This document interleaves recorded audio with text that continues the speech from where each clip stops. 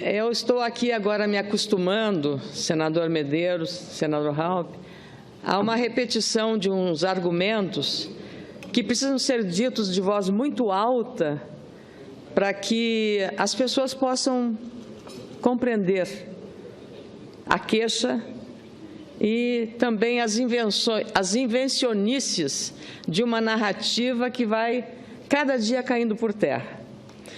Primeiro, diziam aqui e repetiam que o Bolsa Família seria derrubado pelo governo atual. Não só o Bolsa Família foi fortalecido, mas como o reajuste que foi dado pela presidente afastada de 9%, passou para mais de 12% o reajuste. Não falaram mais em Bolsa Família, de acabar com o Bolsa Família. Depois disseram que em 2 meses o presidente interino, Temer, havia demitido 3 ministros. Quando eu aqui na tribuna lembrei que Dilma, no primeiro ano de mandato, em 2011, demitiu 7 ministros, no primeiro semestre de 2017, esse assunto também morreu. E assim sucessivamente os temas vão vindo e a gente vai derrubando um por um.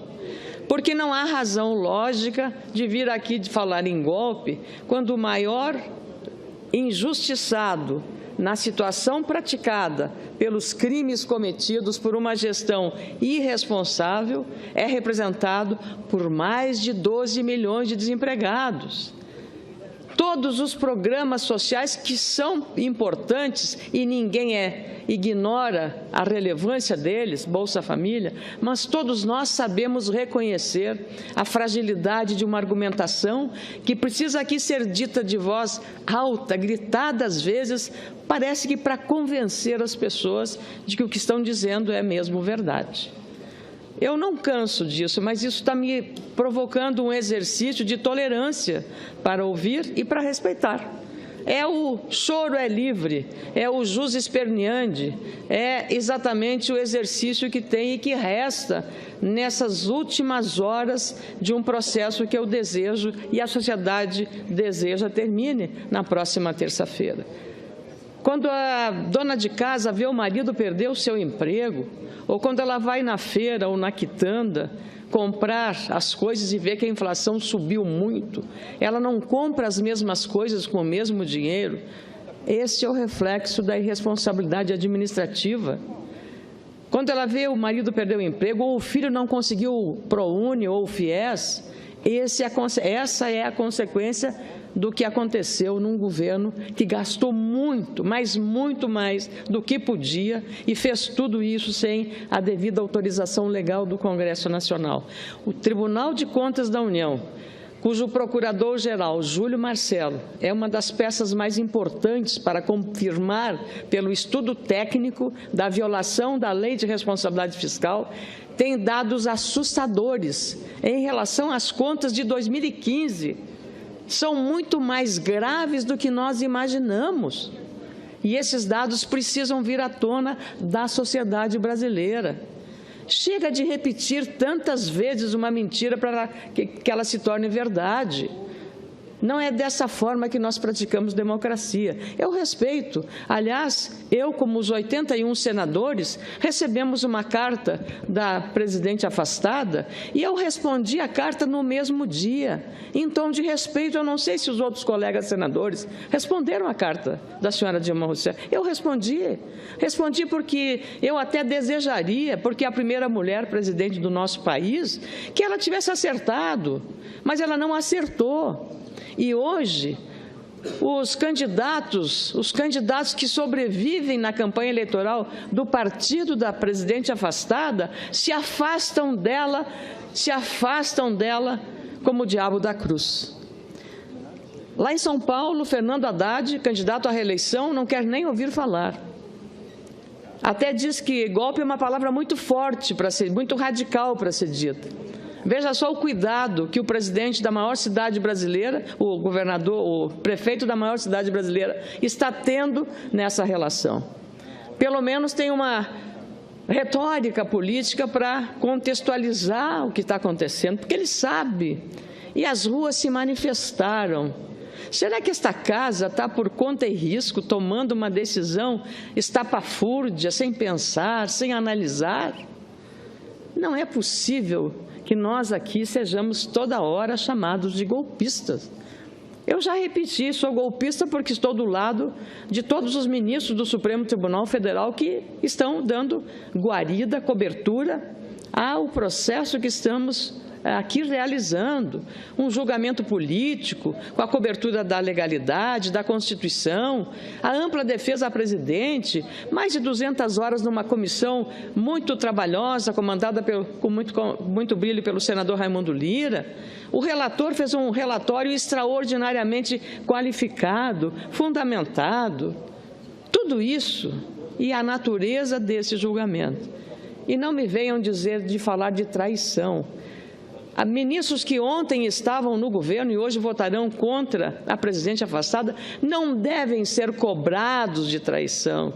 Traição maior foi feita contra o povo brasileiro, que em 2014 acreditou em tudo aquilo que foi dito como uma pregação de que o governo seria maravilhoso, e foi um desastre. Pela gastança desenfreada, pela desordem nas contas públicas, por tudo o que aconteceu no país. Aqueles programas muito festejados ficaram apenas no papel, e os jovens nas filas buscando emprego ou buscando uma vaga no ProUni, no FIES. O Pronatec foi desmantelado, arruinado, a economia, a inflação, o juro alto. Então, nós estamos tendo que recolocar as coisas como elas são.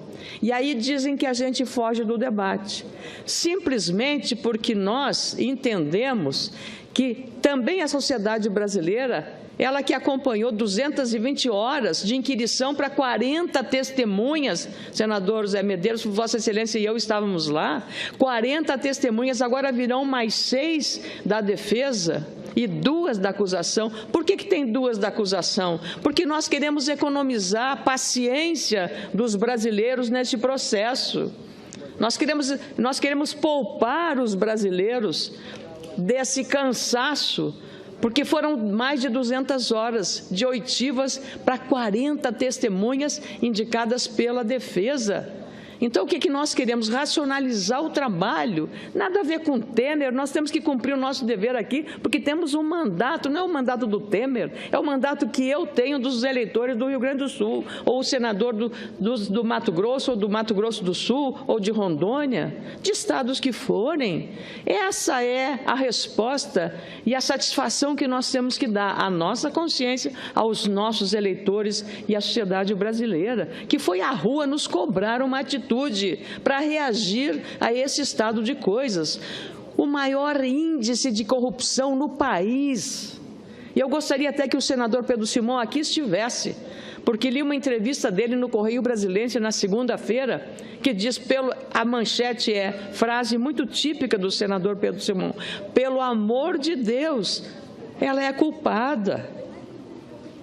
A palavra do senador Simão, um senador por muitos mandatos, governador do Rio Grande, ministro de Estado, respeitado por todos nós, um homem de ética e condutas ilibadas, disse alto e bom som nessa entrevista, que vale ser lida e relida: nunca houve um grau e um volume de corrupção tão elevado no nosso país, ao ponto de terem destruído a Petrobras. Lá no meu estado, no Rio Grande do Sul, destruíram um sonho fantástico que era o polo naval. As empresas ruíram, os empregos foram embora. Na educação, fala-se muito na educação. Eu estive 2 vezes com o ministro da Educação, Mendonça Filho. Em 2014, com pleno interesse eleitoreiro, o governo criou os cursos de medicina. E um deles seria no Rio Grande do Sul, mais de um, São Leopoldo. E aí fizeram um edital. Nós estamos em 2016, 2 anos se passaram e nada foi resolvido. Senador Pedro Chaves, e o senhor conhece o que eu estou falando. Editais que deviam ter muita transparência. e não foi resolvido. Foram criadas mais complicações e agora o ministro Mendonça Filho está resolvendo os problemas do curso de medicina de Ijuí, na região noroeste do Rio Grande do Sul, muito importante. Nos próximos dias deve encontrar uma solução para uma expectativa criada em 2014. Por que será 2014? Que ano foi 2014? O ano da reeleição. E disse a presidente afastada, vamos fazer o diabo para ganhar a reeleição. E o diabo foi feito. E aí o preço nós estamos pagando por tudo aquilo que foi prometido e não foi cumprido. A boa-fé da sociedade brasileira foi lesada.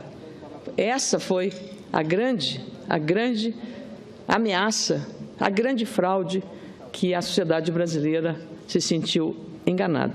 Com muita alegria, eu concedo a parte do senador José Medeiros. Muito rapidamente, senadora Ana Amélia, Vossa Excelência fez um roteiro claro do que aconteceu. Pelo Brasil inteiro foram feitos puxadinhos. Teve algumas universidades que foram verdadeiros barracões. E eu conto isso na minha cidade há muitos anos. Rondonópolis pretende ter uma universidade lá. O campus todo estruturado. Certa vez vim aqui na Casa Civil, saber por que nunca sai de lá. Ele falou, isso é uma decisão política. E, nesse momento, o presidente Lula vai fazer lá para o sertão, para o semiárido. É uma questão de estratégia. Então, não tinha nada a ver com a técnica, não, atropelaram tudo e colocaram lá. Acontece que não se faz, uma universidade não se torna universidade apenas por se chamar universidade. Isso foi o que aconteceu com muita coisa. Simplesmente nomearam um monte de puxadinho, desde a saúde até a educação. Agora, nesse momento, nós temos que organizar tudo. Agora, falando já de outro assunto, senadora Ana Amélia, amanhã nós começamos o processo de votação do impeachment.